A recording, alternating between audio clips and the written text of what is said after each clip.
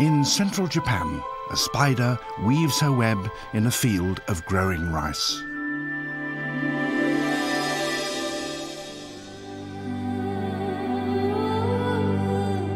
Rice has been a part of Japan for so long that it has shaped the land. Indeed, it has become so much a part of the Japanese landscape that it has created a unique environment essential to both the people who created it and the wild animals that now share it.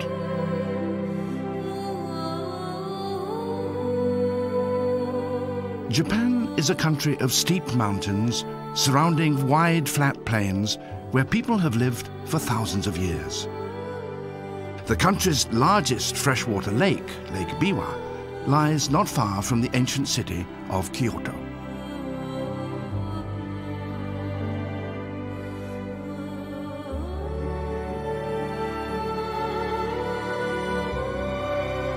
The slopes that stretch down towards the lake have been terraced.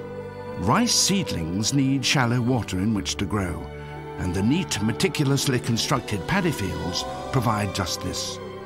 Some of them have been cultivated continuously for thousands of years. Alongside them stand patches of woodland, where for centuries the people have found their fuel and their food. This is a land that has been touched by people, yet the people tread lightly upon it. It's a land that has been ruled for centuries by the demands of the rice, yet it's still dominated by the rhythmic cycle of the seasons as they change throughout the year. This is a landscape that the Japanese people hold so close to their hearts that they have a special word for it. They call these places where the forested mountains meet the terraces of rice, Satoyama.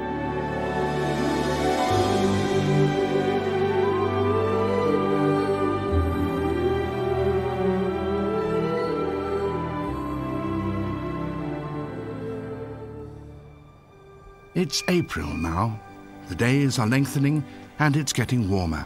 Spring is on its way.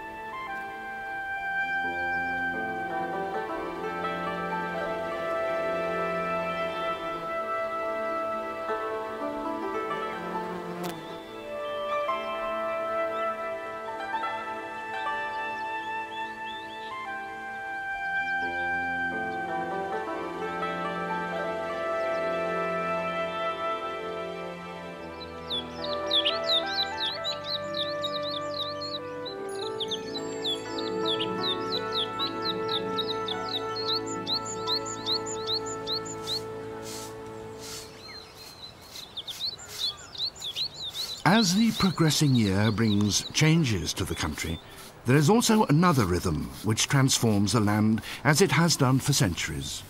Early in the spring, the dry fields are turned into wetlands.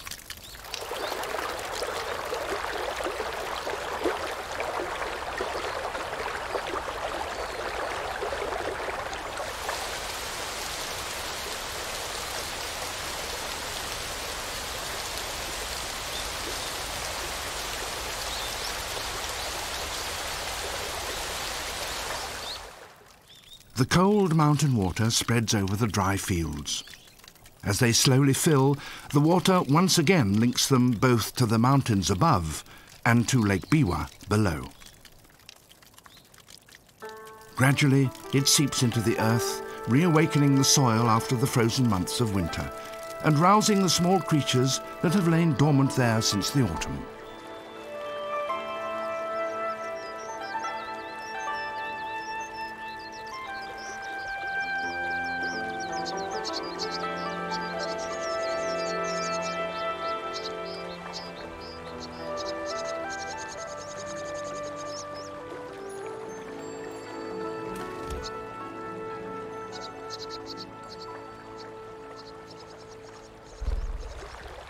Mountain water is rich in nutrients, so each year its return enhances the fertility of the rice fields.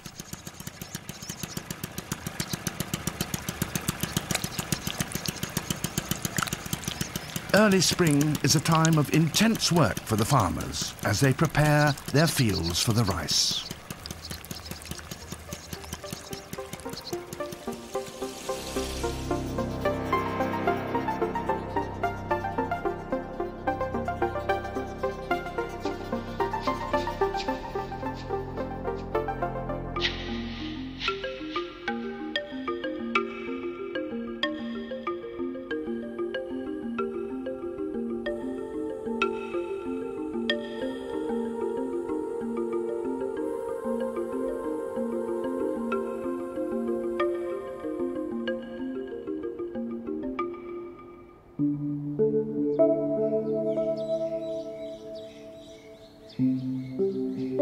Satoyama is an environment created by human beings, certainly, but it's also one that is in harmony with the natural world that surrounds it. Animals on all sides are awaiting the return of the water.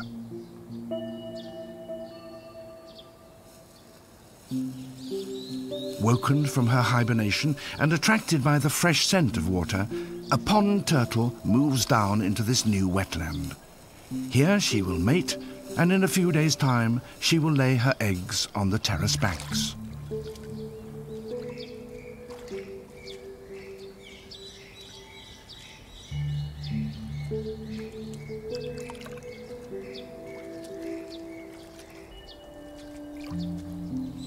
Tree frogs return to the flooded paddies to feed and to spawn.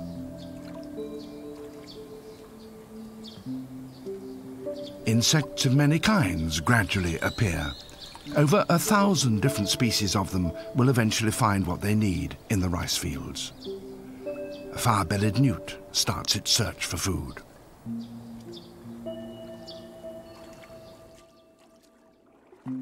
Some creatures have come to the flooded fields from a considerable distance away. Others have been here all through the year. This water scorpion spent the winter months buried in the dry earth. It too has been aroused by the cold mountain water.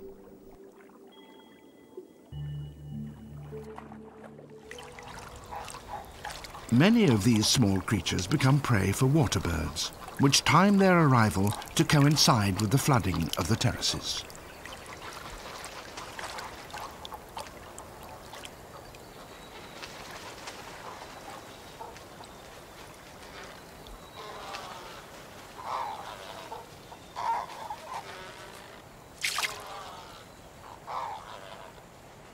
The rhythm of change, from wet to dry and back again, was imposed on this landscape by farmers so long ago that it has now become an integral part of the workings of the natural world.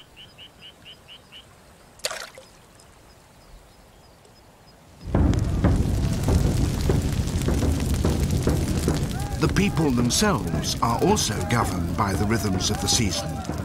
At crucial times, they hold festivals to ask the gods for a healthy crop and a bountiful harvest. They regularly pay their respects to the forces of nature that still control their fields.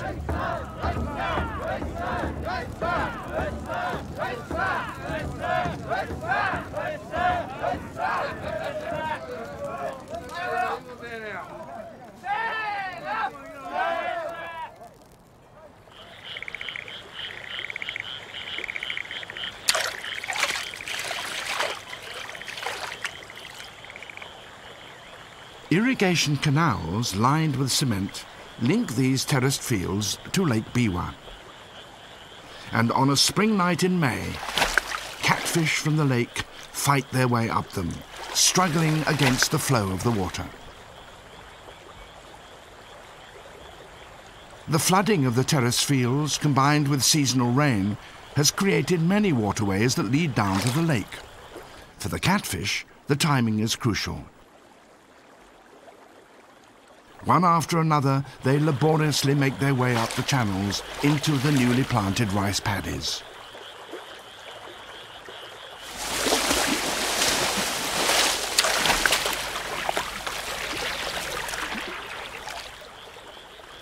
They have spent the winter in the deep waters of the lake, but now they need shallow water and mud in which to lay their eggs. Satoyama provides them with exactly what they want.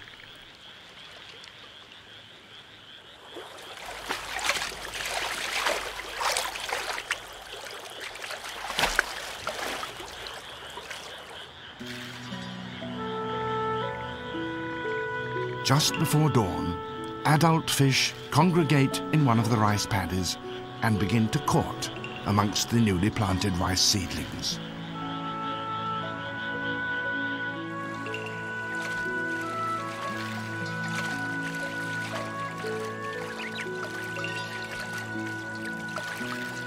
The female is large and heavy with eggs.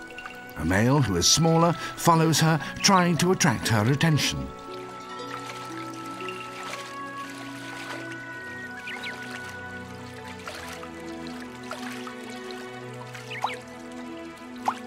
Entwining his body around hers, he rubs her abdomen, stimulating her to lay her eggs, which he will then fertilize.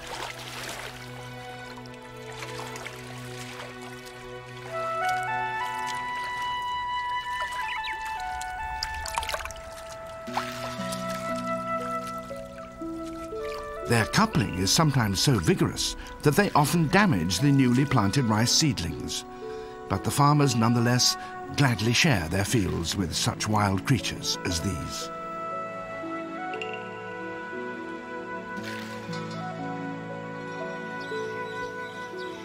The spawning is all over within a single day.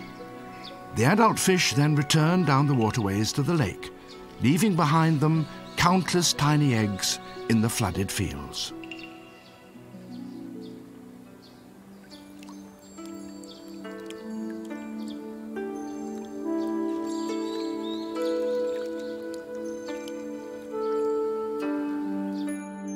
Two days after spawning, the embryonic fish are moving inside the security of their tiny egg capsules.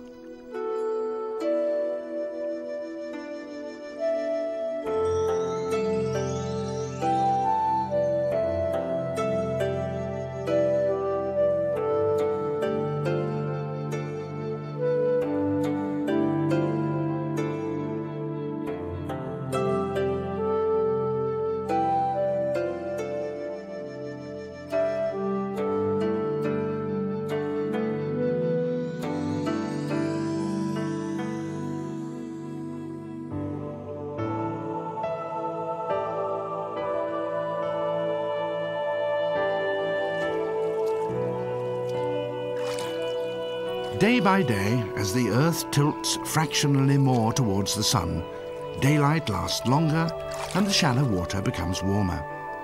The emergence of the catfish has coincided miraculously with a sudden abundance of food.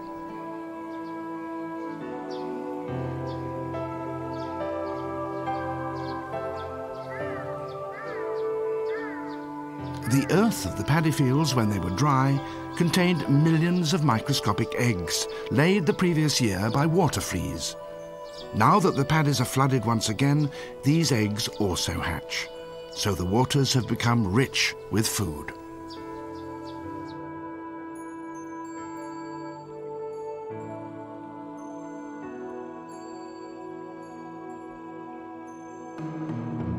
A dragonfly larva is hunting. The water fleas are an easy prey.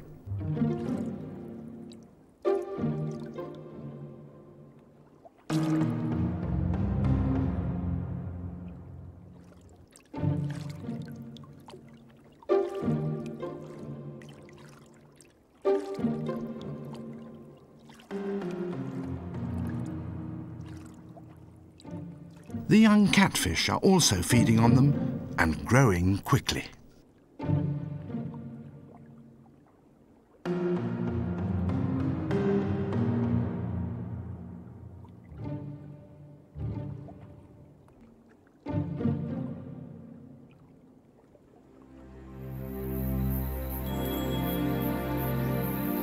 As the seedlings sprout, the land is transformed yet again and turns green. Beneath the surface of the water, the duels between the hunters and the hunted continue.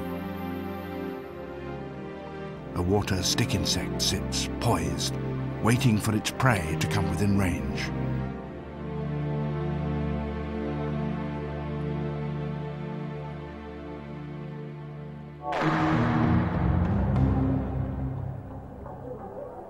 And a dragonfly larva, once a hunter, now itself becomes a victim.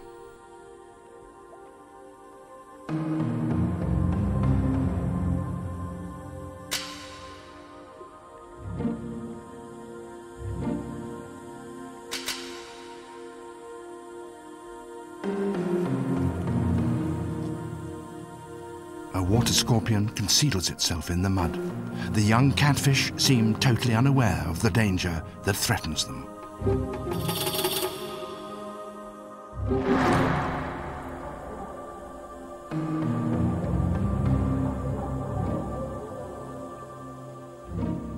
A bloodworm, the larva of a midge, is food for a fire-bellied newt.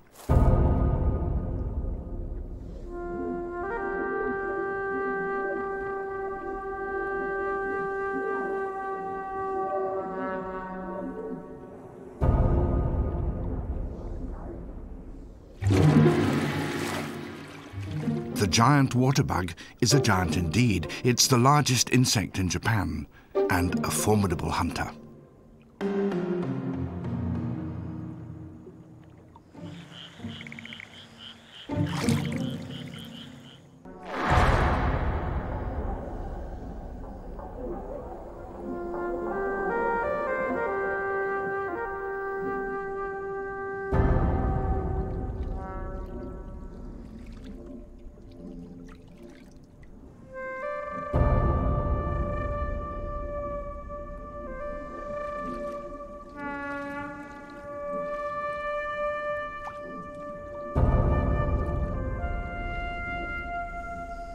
With grim persistence, the giant water bug sucked out the nutritious fluids from the frog's body. The empty husk will then be cast aside and be absorbed into the mud.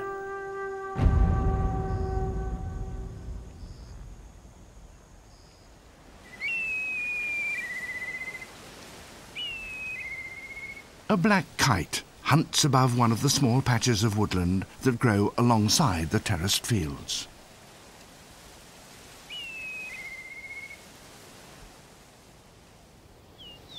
These woods are a vital element in the complex world of Satoyama. They act as water reservoirs, absorbing the falling rain and then gradually releasing it so that it can seep down through the soil to the plains, there to evaporate and so to return to the atmosphere. The woods have been used for centuries by the local people who come here to forage for food, to gather firewood and to make charcoal. Many of the oaks have strange, multiple trunks. This is because they've been used by the people to grow a delicacy that is much relished by Japanese gourmets.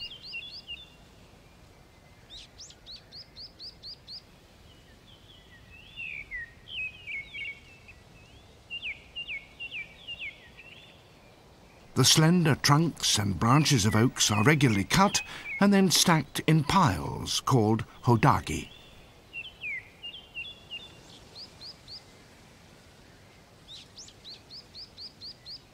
They are then left for about a month to dry out.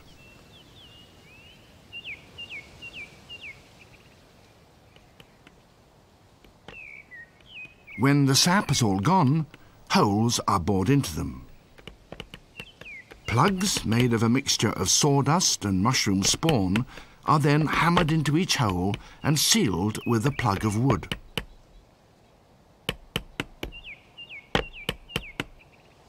Shiitake mushrooms eventually sprout from the plugs of wood, and Japanese cooks will pay high prices for them.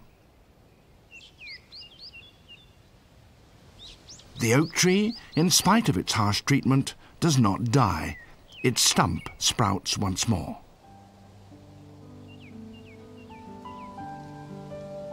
It will not be cropped again for 18 years or so.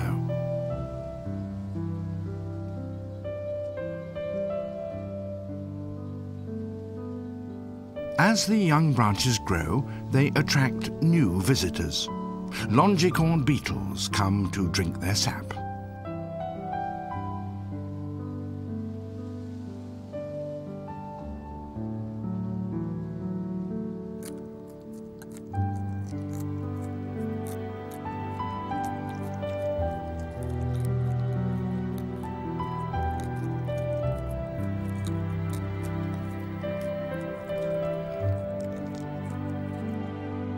The larvae of the silkworm moth prefer more aged branches.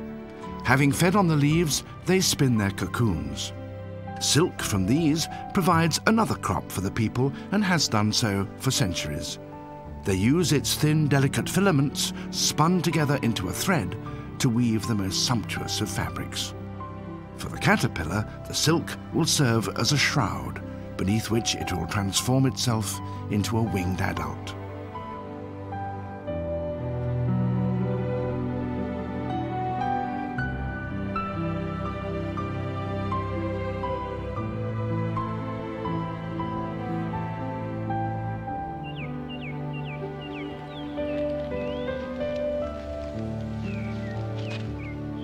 So the long rhythms of the forest repeat themselves. After 5 years, the hodagi logs are exhausted and of no further use for growing mushrooms, so they're dumped and left to rot.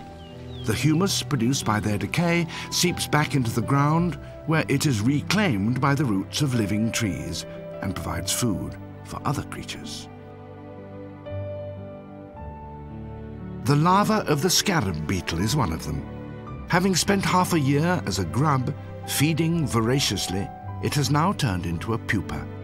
Its newly formed shell is still soft.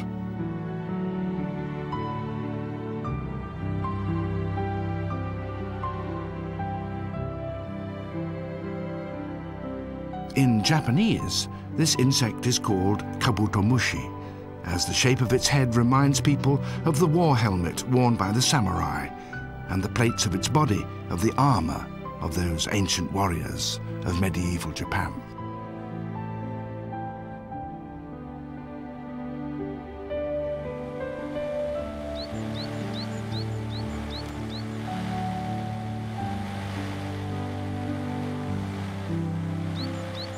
As spring changes to summer, so the flooded fields become grasslands.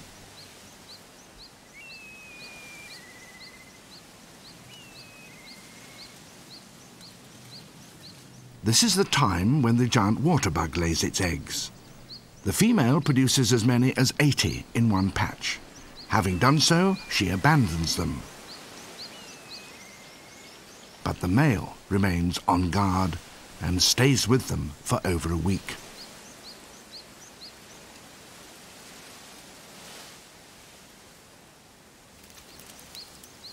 Every now and then he leaves them briefly to collect the water necessary to keep them moist.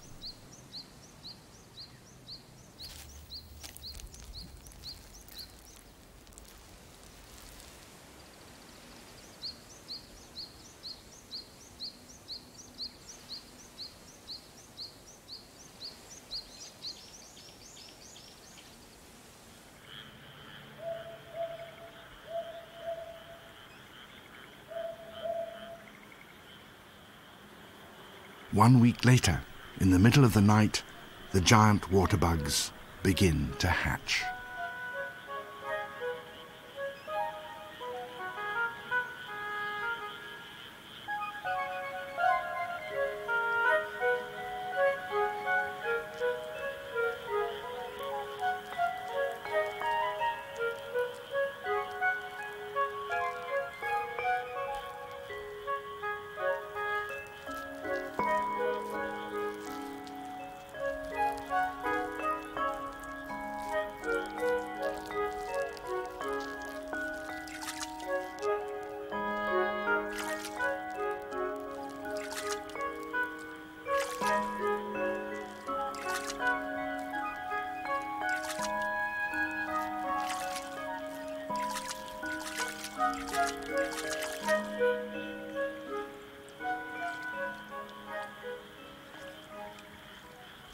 It's summer, and water from the forest continues to flow down into the rice fields. It travels along their network of channels and then goes on down to Lake Biwa. The young catfish are now about 2 months old. It's time for them to prepare to leave these warm shallows and to make their way down to the deeper, colder waters of the lake, where they will spend most of their adult lives.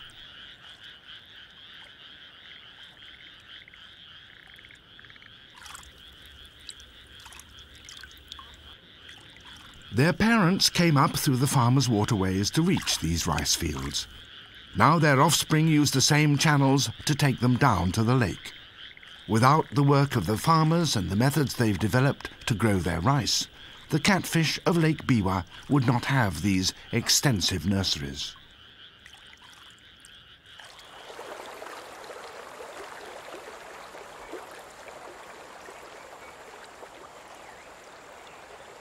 Once they reach the safety of the lake, they will stay for 2 or 3 years, feeding and growing, until the time comes for them too to swim back up the very same channels to spawn. Now another small creature is preparing to leave the rice fields. It uses a different exit. The larva of the red dragonfly, after 2 months of feeding, crawls up the rice stems from which it will launch itself into the air. To do that, it must first change its shape and acquire wings.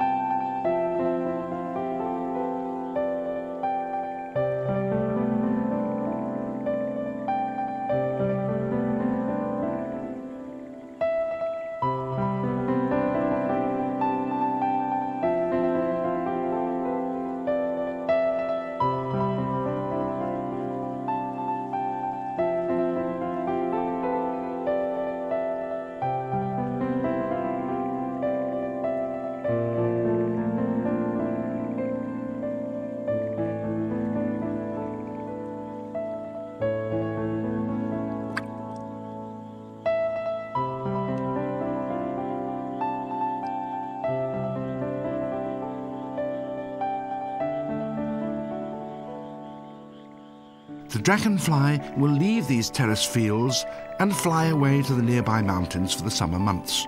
So it forms a link between the world of Satoyama, the cultivated land, and the wilderness that surrounds it.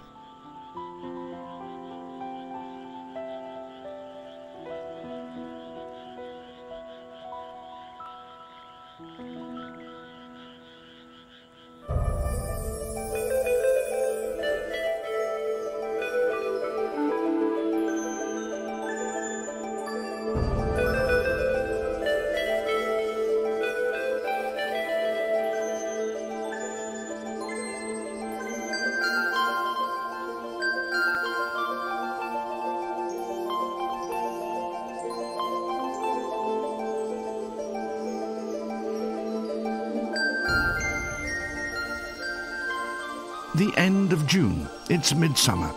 The days are long and warm.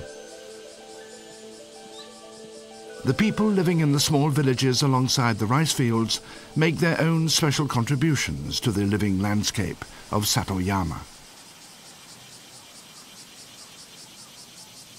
The flowers in the gardens are an important source of nectar for many species, including swallowtail butterflies.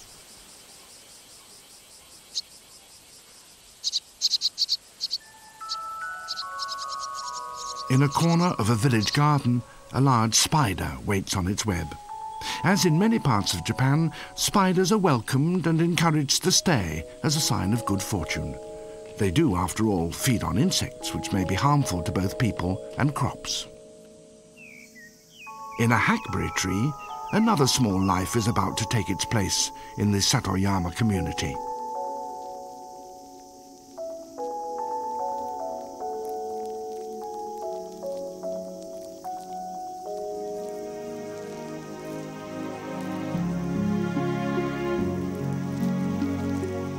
This is Japan's national butterfly, called O Murasaki. The purple of its wings is the colour that once could be used only by the emperors and the high priests of ancient Japan.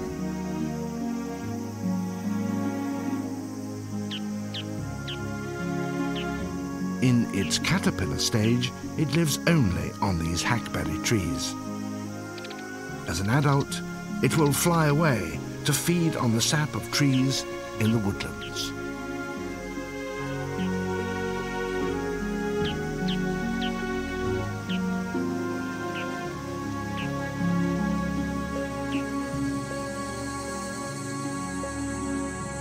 During the warm summer nights, the rice paddies become alive with another insect much loved by the Japanese: fireflies.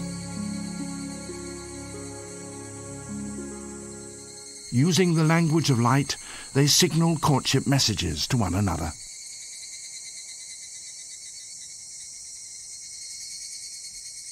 Their adult lives are brief, a mere 7 days or so. Japanese families, by tradition, come to watch the fireflies every year at this season, to marvel at the tiny lights winking over the rice fields, and to ponder on the fragility of the lives of those that produce them.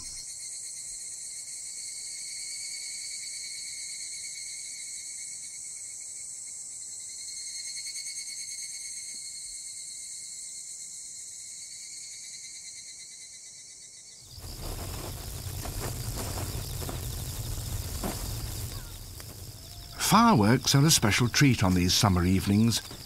In a corner of the garden, behind the children and their fireworks, another life is undergoing dramatic change. For 7 years, this cicada has remained underground.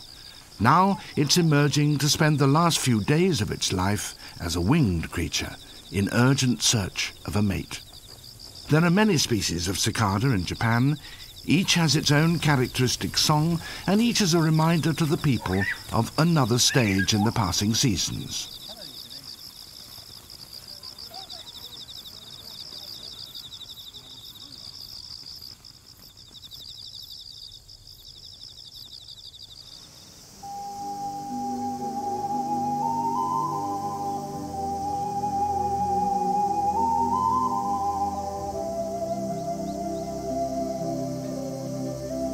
It's high summer.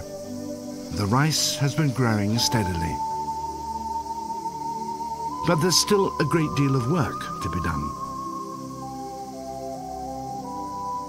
The terraces must be kept free of weeds to allow the rice to grow freely. It's hard, hot labor.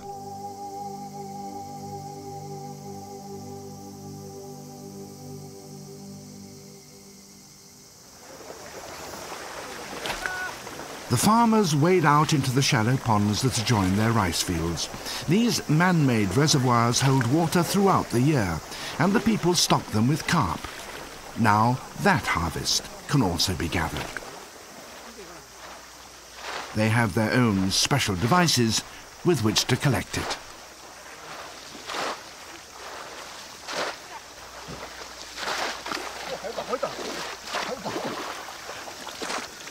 取って上からよ。寒いですよ。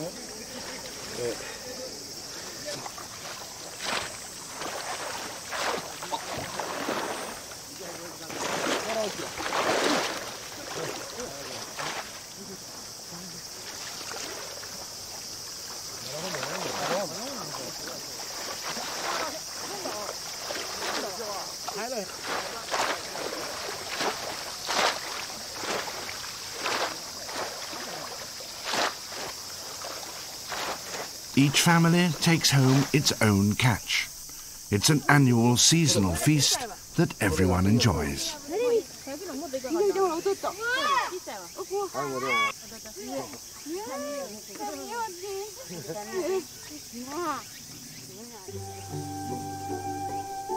Summer is a holiday time for the children, and while their parents work in the fields, they make the most of the long evenings.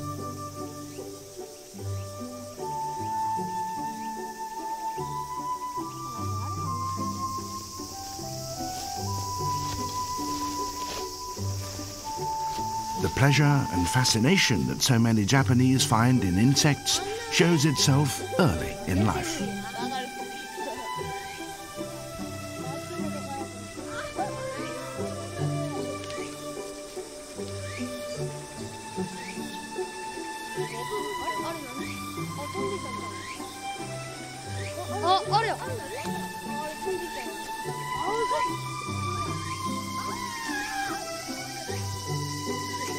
Stag beetles are particular favourites. The larger the better. The male beetles, when confronted with one another, will do what comes naturally. They will fight for control of a territory.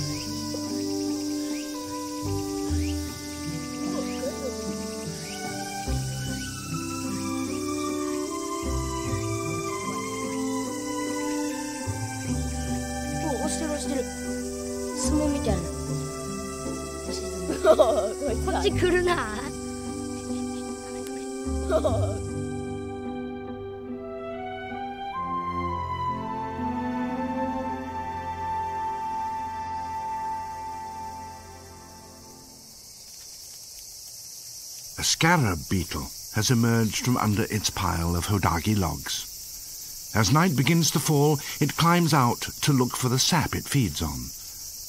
Through the night, battles will be fought and lost as each beetle strives for the control of the best places. And it's not just that they themselves want the sap. Good feeding spots also attract females. So, like the samurai they so resemble, they do battle.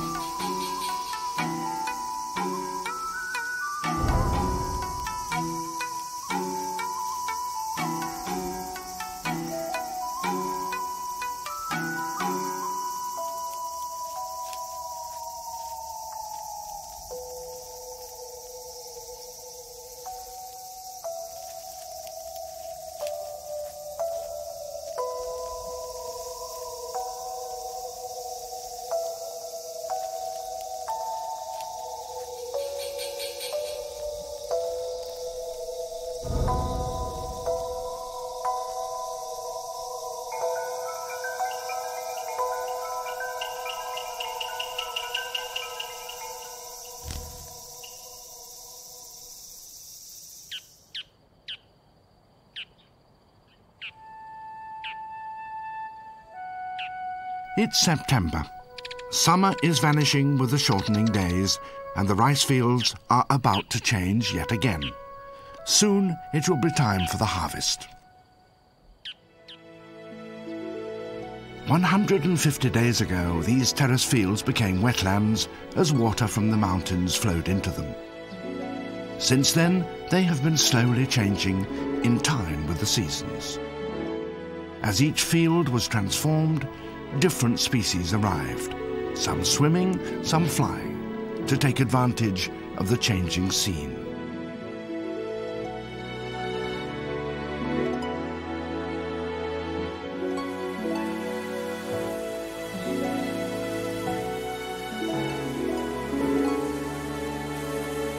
For the farmers and for the rice, this year has been a good one.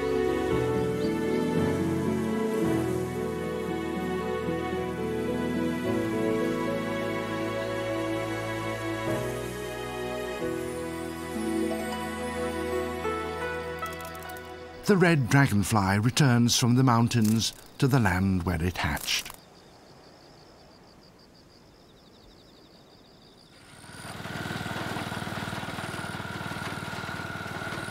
It's time for the people to collect the rewards of so many months of labour.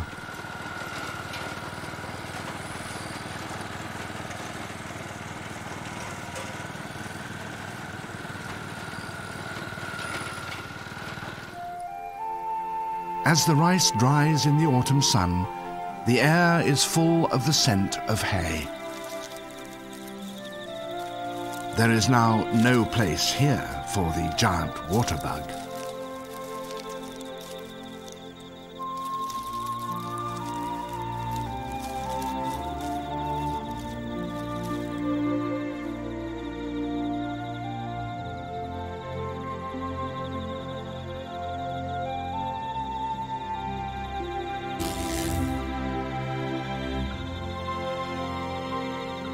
Other insects are also abandoning the drying fields. They take to the wing and fly away in search of the water that they still need.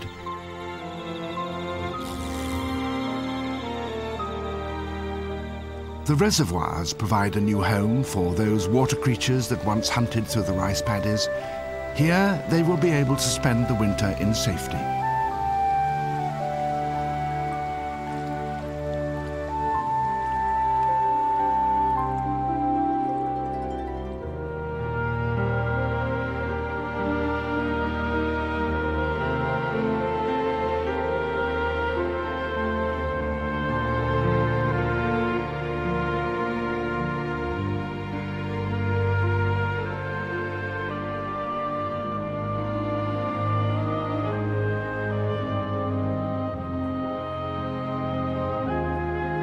As the land changes colour and the autumn leaves fall to the ground, the pace of life slows.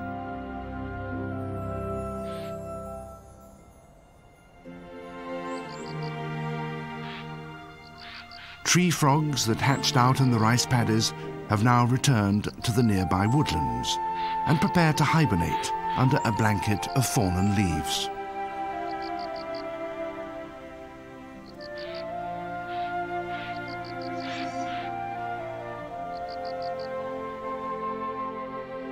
Before the very last puddles disappear from the harvested fields, there is one final act of creation. In a ritual courtship flight, the red dragonflies mate. The male clasps the female, and she repeatedly dips the tip of her abdomen into the puddles, depositing her eggs.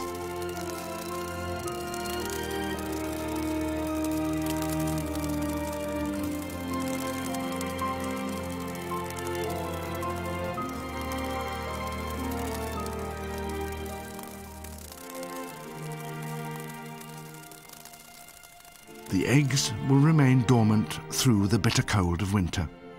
When spring returns and the mountain water flows once again into these fields, they will hatch out, and a new generation of savage larvae will prowl through the waters of the paddies. For centuries, persimmon trees have been planted along the rice terraces. They are an autumn fruit much loved by the Japanese. They're gathered singly and with great care.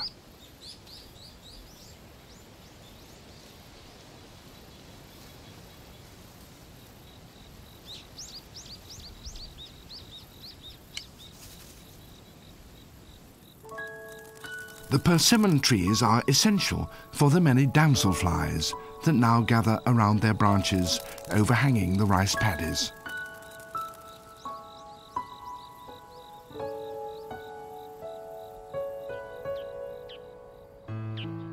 Like the dragonfly, the damsel too has changed its behaviour to take advantage of the landscape created by humanity.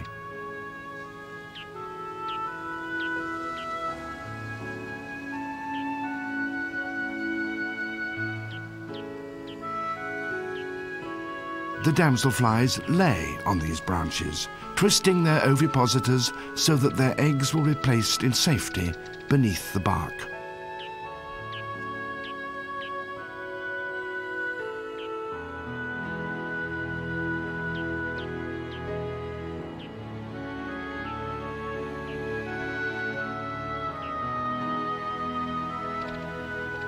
and then they die. When spring comes and the rice paddies fill once again, the damselfly larvae will drop directly into the waters.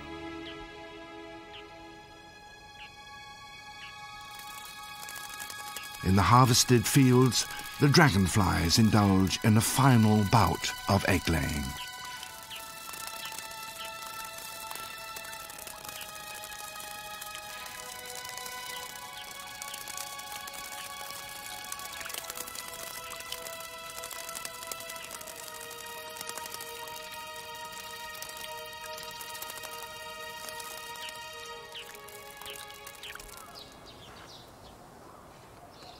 The skinned persimmon fruits are neatly hung by the farmers' houses. These, carefully dried, used to be a valuable winter food for the people of Satoyama, and also a source of much-needed cash.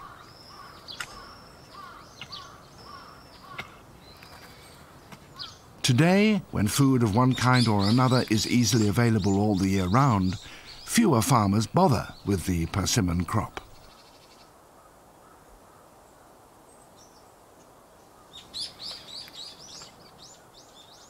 Even so, the appearance of the drying fruit, so carefully placed on their racks, is recognized by all Japanese as a sign that winter is fast approaching.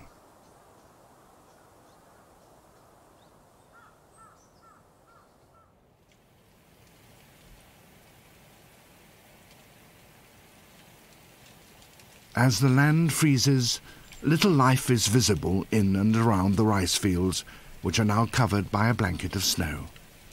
Yet there is life there, hidden and quietly waiting for the renewal that will come when the waters return once again with the sun. Winter is also a time of rest for the farmers, for their lives too are, perforce, attuned to the natural rhythms around them.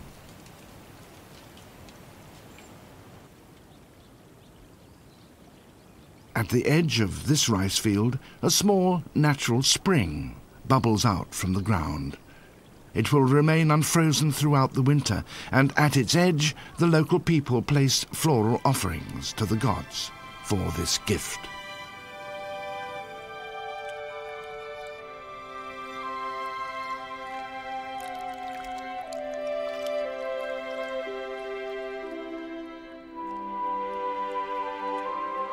In the muddy bottom, a water scorpion waits asleep, neither moving nor breathing.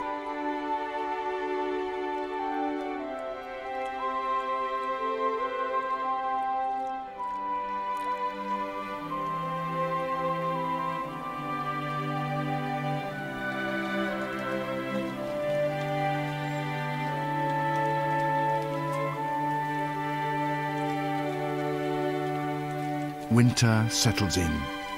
On the edge of a frozen rice paddy, a farmer's hut stands deserted.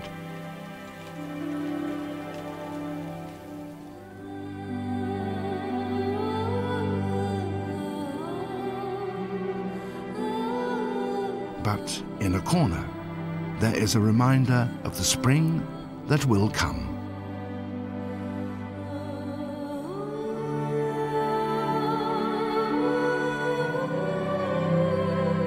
Chrysalis of a cabbage butterfly.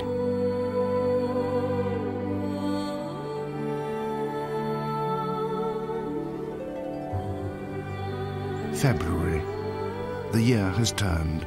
The faint heat of the distant sun warms the land long enough for a cold mist to rise from the thawing fields. Winter is loosening its grip. Soon, work in these fields will resume. Once again, the mountain water will flow, the rice will be planted, and visitors from the woods above and the lake below will come back. Once again, Satoyama will be filled with life.